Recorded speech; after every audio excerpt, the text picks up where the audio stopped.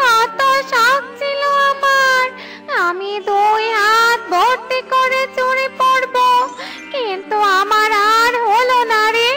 বেঁচে থাকতেও কোনোদিন চুরি পড়তে পারলাম না, মরে গিয়েও পারলাম না। ডাইনি এভাবেই ভীষণ কাঁদতে থাকে আর চুড়িগুলোর দিকে তাকাতে থাকে। ইগল, এবারে চুড়িগুলো ভীষণ সুন্দর হয়েছে।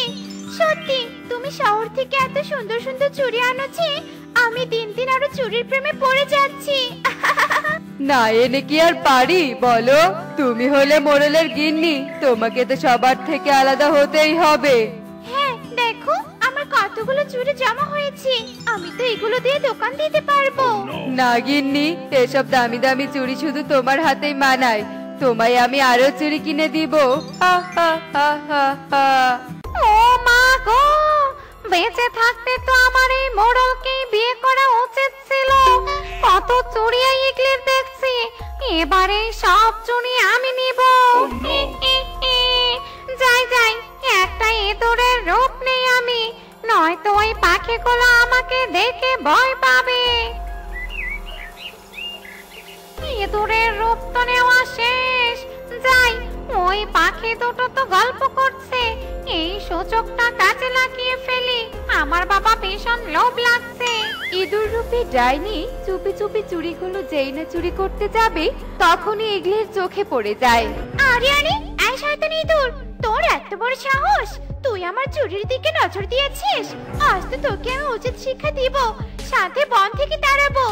আরে আরে, ওই পাখি তো আমাকে দেখে ফেলেছে, বাঁচতে চাইলে পালা।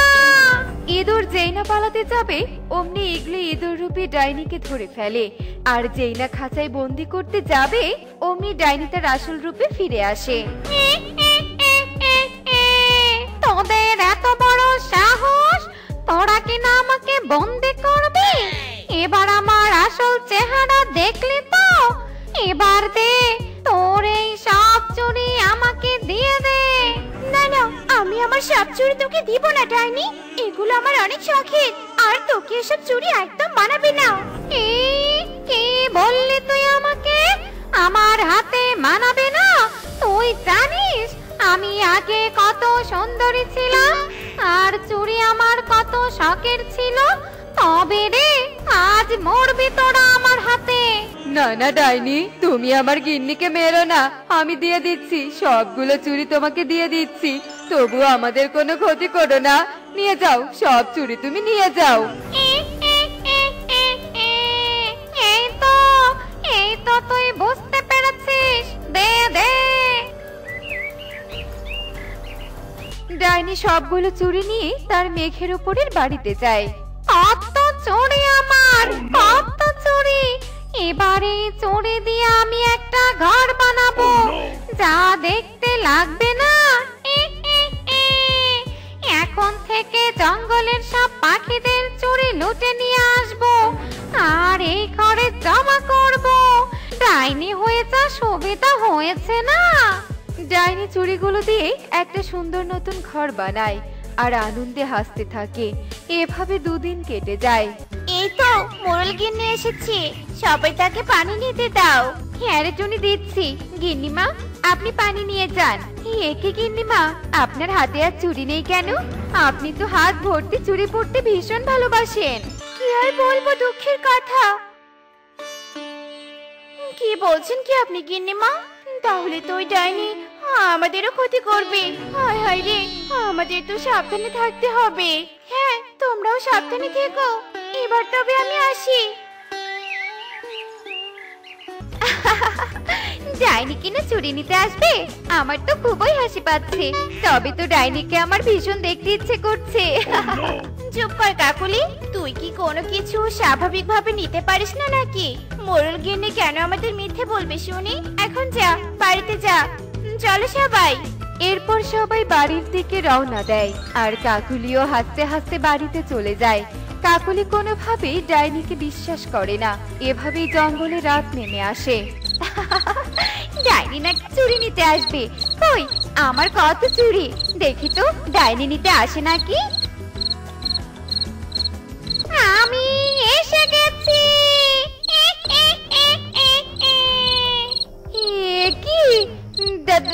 ডাইনি?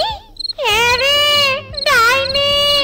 তুই আমাকে স্মরণ করেছিস আর আমি তোর কাছে না এসে পারি? এবার দে তো দেখি বাপু, তোর কতগুলো চুড়ি আছে দেখি। তার মানে গিন্নিমা আমাদের ঠিক ঠিক কথাই বলেছিল। আর আমি কিনা বিশ্বাস না করে সকালে কত মজা করলাম।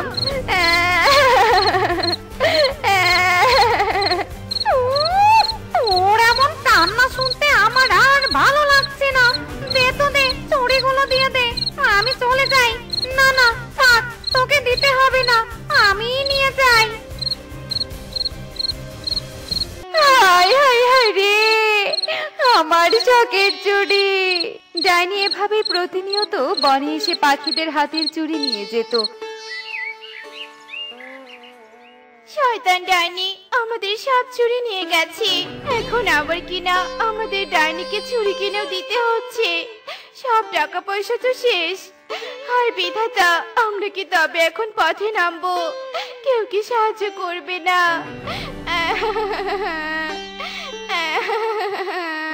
কত চুড়ি আমার ঘরে,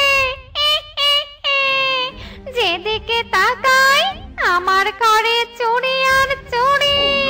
তবে পাখিদের তো আর একটু জ্বালাতেই হবে।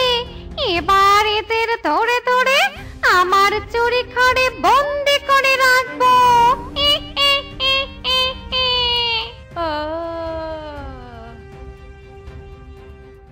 এই তো অজ্ঞান হয়ে গেছে, এবার একে নিয়ে আসি বাবা। ডাইনি কালুকে তুলে নিয়ে মেঘের ওপরের চুড়ি ঘরে বন্দি করে রাখে আর ভীষণ হাসতে থাকে। ডাইনির হাসিতে পুরো বন থরথর করে কাঁপতো। এভাবে কয়েকদিন কেটে যায়। মোড়ল মশাই, আপনি কোনো একটা সমাধান করুন, আমাদের এই অনিশ্চিত জীবন থেকে রক্ষা করুন আপনি। হ্যাঁ মোড়ল মশাই, ওই ডাইনি তো শুধু আমাদের চুরি নিয়ে থেমে নেই, ওই ডাইনি এখন আমাদের পাখিদের ধরে ধরে নিয়ে যাচ্ছে। জানি না সবে এখন কি অবস্থায় আছে ওখানে। শান্ত হও তোমরা, আমি তো অনেক চেষ্টা করছি, কিন্তু ডাইনিকে তো কিছুতেই বধ করতে পারছি না। তোমরাই বলো আমি এখন কিভাবে সমাধান করব। এগুলির কথা শুনে পাখিরা আরো হতাশ হয়ে পড়ে আর সভা ছেড়ে বাড়ির দিকে রওনা দেয়। অনেক পাখি তাদের বাড়িঘর ছেড়ে পালাতে থাকে, আবার কিছু পাখি তাদের জন্মস্থানের মায়ায় পড়ে জীবন বাজি রেখে সেখানেই থাকে। আজ কতদিন পর আমি এই বনে ঘুরতে এলাম। এই বনে এলে আমি আলাদা একটা শান্তি অনুভব করি, কিন্তু আজ বনটা এমন নিশ্চুপ কেন? মনে হয় কেউ পাখিদের হাসি থামিয়ে দিয়েছে। সবাই ঘরে বন্দি হয়ে আছে, কেমন যেন হাসি খুশিগুলো মলিন হয়ে আছে। না না, আমাকে তো জানতেই হচ্ছে। ফুলপরি পাখিদের খুঁজতে খুঁজতে টুনির দেখা পায়। এ কি টুনি, তোমাদের এমন নিশ্চুপ লাগছে কেন? আমাকে খুলে বলো তো। এরপর টুনি তাদের সাথে ঘটে যাওয়া সমস্ত কথা পরীকে বলে। কি এত বড় সাহস ওই ডাইনির? দাঁড়া ডাইনি, তোকে আমি উচিত শিক্ষা দিব।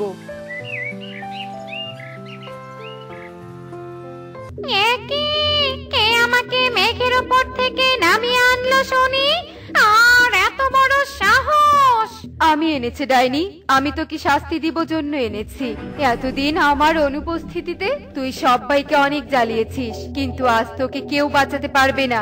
ডাইনি কিছু বুঝে ওঠার আগেই পরি ডাইনিকে বন্দি করে। আমি ডাইনিকে বোতলে বন্দি করেছি, একে আমি আমার সাথে নিয়ে যাচ্ছি আর পাখিদের মুক্ত করেও দিচ্ছি। তোমাদের আর কোনো ভয় নেই, তোমরা নিশ্চিন্তে থাকতে পারো। এবার আমি আসি। পরি সবার মুখে হাসি ফুটিয়ে বিদায় নিয়ে চলে যায় আর সবাই আবার হাসি খুশিতে তাদের স্বাভাবিক দিন কাটাতে থাকে। দেখলে তো বন্ধুরা, ক্ষমতার দাপট বেশি দিন থাকে না, তাই আমাদের সব সময় ন্যায় পথে চলতে হবে। এমনই সব মজার মজার শিক্ষণীয় টুনি পাখির গল্প দেখতে আমাদের সাথেই থেকো। আর গল্পটি কেমন হয়েছে তা কমেন্টে জানাতে ভুলো না কিন্তু। Bye bye. আমার খুব খিদে পেয়েছে। এই তোরা কে কোথায় আছিস? লালপরি নীলপরি, আমাকে খাবার খেতে দে। পরিমাতা, আমরা আপনার জন্য এক্ষুনি খাবার নিয়ে আসছি। এরপর লালপরি আর নীলপরি পরিমাতার জন্য খাবার নিয়ে আসে, কিন্তু পরিমাতা খাবারে কোনো স্বাদ না পেয়ে খুব রেগে যায় আর বলে, এসব কি খাবার এনেছিস আমার সামনে? এই খাবারে তো কোনো স্বাদ পাচ্ছি না। তোরা এক্ষুনি আমার জন্য ভালো কিছু রান্না করে নিয়ে আয়। আচ্ছা ঠিক আছে পরিমাতা, আমি আপনার জন্য আবার খাবার বানিয়ে আনছি। এই কথা বলে লালপরি আর নীলপরি সেখান থেকে চলে যায় আর পরিমাতার জন্য আবারও রান্না করতে থাকে। আর অন্যদিকে পরিমাতা তার ঘরে গিয়ে ঘুমিয়ে পড়ে। আরে আরে, এত সুন্দর বেগুনের বিরিয়ানি আমি স্বপ্নে দেখলাম। যে করেই হোক আমাকে ওরকম স্বাদের বিরিয়ানি খেতেই হবে। এরপর পরিমাতা লালপরি আর নীলপরিকে ডাকে আর তার স্বপ্নের কথা বলে। লালপরি আর নীলপরি এরকম অদ্ভুত রকমের খাবারের কথা শুনে অবাক হয়ে যায় আর বলে, বেগুনের বিরিয়ানি? পরিমাতা, এরকম খাবারের নাম তো আমি এর আগে কখনো শুনিনি। তোকে ওইসব খাবারের কথা শুনতে হবে না, আমি শুধু ওই সুস্বাদু খাবারটি চাই। পরিমাতা, আমরা তো ওই বেগুনের বিরিয়ানি কখনোই বানাইনি, তাই জানিও না ওই বেগুনের বিরিয়ানি কিভাবে বানাতে হয়। এ কথা শুনে পরিমাতা অনেক রেগে যায় আর লালপরি আর নীলপরিকে বলে, তোরা যদি আমাকে ওই বেগুনের বিরিয়ানি না বানিয়ে খাওয়াতে পারিস তাহলে আমি তোদেরকে শাস্তি দিব, আর তোরা যদি সেই স্বাদের বিরিয়ানি বানাতে পারিস তাহলে আমি তোদেরকে একটি রূপার বেগুন দিব। এরপর লালপরি আর নীলপরি অনেক চিন্তায় পড়ে যায়। আমাদের রাজ্যে তো এরকম রান্না কেউ করতে পারবে না, অন্যদিকে পরিমাতাও যদি সেই বিরিয়ানি না খেতে পারে তাহলে যে আমাদেরকে অনেক শাস্তি দিবে। লালপরি, এবার কি হবে রে? তুই ঠিক কথাই বলেছিস, চল আমরা পক্ষীকুলে যাই, ওখানে নিশ্চয়ই অনেক সুন্দর সুন্দর রান্নার খাবার পাওয়া যাবে। এরপর লালপরি আর নীলপরি পক্ষীকুলে আসে আর দূর থেকে তারা খিচুড়ির গন্ধ পায়। আরে আরে, এত সুন্দর খিচুড়ির সুগন্ধ, চল তো গিয়ে দেখি তো কে খিচুড়ি বিক্রি করছে।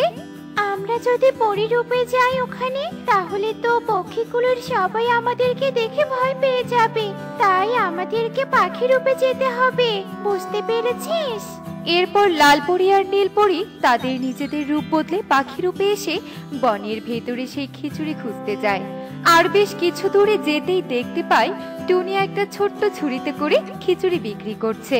তারপর তারা দুজন টুনির কাছে আসে আর পাখি রূপে লালপরি বলে, টুনি, ও টুনি, আমাদের দুজনকে এক প্লেট করে খিচুড়ি দাও তো। দাঁড়াও গো, দিচ্ছি, এ নাও তোমাদের খিচুড়ি। এরপর টুনি তাদের দুজনকে 2 প্লেট খিচুড়ি দেয় আর তারা দুজন যেই খিচুড়ি মুখে দেয় অনেক স্বাদ পায় আর বলে, টুনি, এত সুস্বাদু খিচুড়ি এর আগে আমি কখনো খাইনি গো। তোমার হাতের রান্না তো অনেক সুন্দর, কিন্তু তুমি এই ছোট্ট ঝুড়িতে করে খিচুড়ি বিক্রি করছো কেন? আর বলো না দুঃখের কথা, তাহলে সব ঘটনা শোনো। মোড়ল সাহেব, ওই টুনি তো দোকান করে অনেক উন্নতি করছে, আমরা যদি ওই টুনির কাছ থেকে টুনির দোকানটা নিতে পারি তাহলে তো আমরা অনেক উন্নতি করতে পারবো। হ্যাঁ রে, তুই ঠিকই বলেছিস, দিন দিন এই টুনি অনেক উন্নতি করছে। তুই টুনির দোকানটা কেড়ে নে, আর টুনি যখন আমার কাছে বিচার দিতে আসবে তখন আমি বলবো এই দোকান তোর। এরপর কালু মোড়ল সাহেবের সাথে কথা বলে আমার দোকানের দিকে আসে আর আমি কালু দাদাকে দেখে বলি, কালু দাদা, তোমার কি কিছু লাগবে? লাগবে মানে? তোর দোকানটাই তো আমার লাগবে। শোন, আমি এসেছি তোর দোকান দখল করার জন্য, আজ থেকে এই দোকানের মালিক আমি। কালু দাদা, এসব তুমি কি বলছো? আমি তোকে ঠিকই বলছি, এই দোকান আমার, তুই আমার দোকান থেকে বেরিয়ে যা, আর কখনো যেন এই দোকানের সামনে আমি তোকে না দেখি। না না কালু দাদা, এসব তুমি করো না, আমার দোকান তুমি অন্যায় ভাবে কেড়ে নিতে পারো না, তুমি আমার দোকান ফিরিয়ে দাও, ফিরিয়ে দাও। বেরিয়ে যা বলছি এই দোকান থেকে, তুই এক্ষুনি বেরিয়ে যা। কালু দাদা, তুমি আমাকে অসহায় ভেবে আমার দোকানটা কেড়ে নিলে আমি মোড়ল সাহেবের কাছে বিচার দিব। এরপর কালু আমাকে দোকান থেকে বের করে দেয় আর আমি কোনো কিছু না ভেবে সোজা মোড়ল সাহেবের কাছে যাই বিচার দিতে, কিন্তু মোড়ল সাহেবও কোনো বিচার না করে আমাকে তাড়িয়ে দেয়। হে সৃষ্টিকর্তা, আমার দোকানটা এভাবে কেড়ে নিল, এখন আমি কি করব? নতুন করে দোকান বানানোর মতো তো আমার কাছে কোনো টাকা নেই। আরে না না, আমি এত ভেঙে পড়ছি কেন? আমার বাড়ির উঠোনে তো কিছু সবজি গাছ লাগিয়েছিলাম, সেই সবজিগুলো তো অনেক বড় হয়েছে, আমি বরং এক কাজ করি, আমাকে তো সংসার চালাতে হবে, তাই আমি সবজি খিচুড়ি বানিয়ে ঝুড়িতে করে বনে বনে সেই খিচুড়ি বিক্রি করব। শুনলে তো পাখিরা, আর তারপর থেকে আমি এভাবে ছোট্ট ঝুড়িতে করে খিচুড়ি বিক্রি করছি। আরে আরে, তোমরা পাখি নাও? তোমরা তাহলে পড়ি, কিন্তু তোমরা এ বনে কি করছো? আসলে টুনি, আমাদের রাজ্যের পরিমাতা স্বপ্নে বেগুনের বিরিয়ানি দেখেছে, তাই সেই আমাদের বলেছে আমরা যদি ওই সুস্বাদু বিরিয়ানি নিয়ে না যেতে পারি তাহলে আমাদের পরিমাতা আমাদেরকে শাস্তি দিবে, আর যদি বেগুনের বিরিয়ানি রান্না করতে পারি তাহলে পরিমাতা আমাদের দুজনকে পুরস্কার হিসেবে রূপার বেগুন দিবে। তাই আমরা আর কোনো উপায় না পেয়ে পক্ষীকুলে এসেছি, আর তোমার হাতের এই সুস্বাদু খিচুড়ি খেলাম। টুনি, তুমি কি পারবে সেই বেগুনের বিরিয়ানি রান্না করতে? যদি পারো তাহলে আমাদের সাথে পরিরাজ্যে চলো। তোমার হাতের রান্না তো অনেক সুস্বাদু, আমাদের বিশ্বাস তুমি নিশ্চয়ই পারবে বেগুনের বিরিয়ানি রান্না করতে। আচ্ছা ঠিক আছে পরীরা, চলো, আমারও বিশ্বাস আমি পারবো। লালপরি, তোদের সাথে এটা কে? পরিমাতা, এই টুনি পক্ষীকুলে থাকে আর ওর হাতের রান্না অনেক সুস্বাদু, তাই ওকে সাথে নিয়ে এলাম। ও আচ্ছা, এই ব্যাপার। ও কি পারবে বেগুনের বিরিয়ানি রান্না করতে? আমার বিশ্বাস টুনি পারবে বেগুনের বিরিয়ানি রান্না করতে। এরপর টুনি বেগুনের বিরিয়ানি রান্না করার জন্য রান্নার ঘরে যায় আর পরিমাতার জন্য সুস্বাদু বিরিয়ানি রান্না করে পরিমাতাকে খেতে দেয়।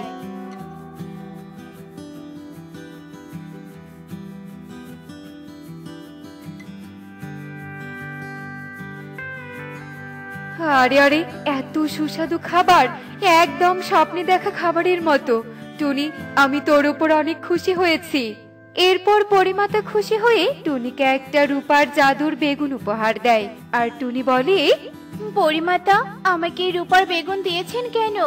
আমার কাছ থেকে তো এই জাদুই রূপার বেগুন ওই কালু আর মোড়ল কেড়ে নেবে। না টুনি, ওরা নিতে পারবে না, এই বেগুনে জাদু দেয়া আছে, তাই কেউই চাইলেও এই বেগুন নিতে পারবে না। এরপর টুনি পরিমাতাকে ধন্যবাদ জানিয়ে রূপার বেগুন নিয়ে পক্ষীকুলে চলে আসে, আর এসে আবারও আগের মতো দোকান দিয়ে ব্যবসা করতে থাকে। আর টুনির এত উন্নতি দেখে কালু বলতে থাকে, আরে আরে, এই টুনি আবার এত সুন্দর দোকান দিয়েছে। মোড়ল সাহেব, চলুন আমরা ওই টুনির দোকানটা নিয়ে নেই। এরপর কালু আর মোড়ল যেই টুনির দোকানে যায় আর টুনির দোকানে হাত দেয়, সাথে সাথে রূপার বেগুনটা তাদেরকে হা করে খেতে আসে। আরে আরে, এই বেগুনটা তো আমাদের কাছে আসছে। কালু, পালা এখান থেকে, পালা। এরপর রূপার বেগুন মোড়ল আর কালুকে তাদের উচিত শিক্ষা দেয়।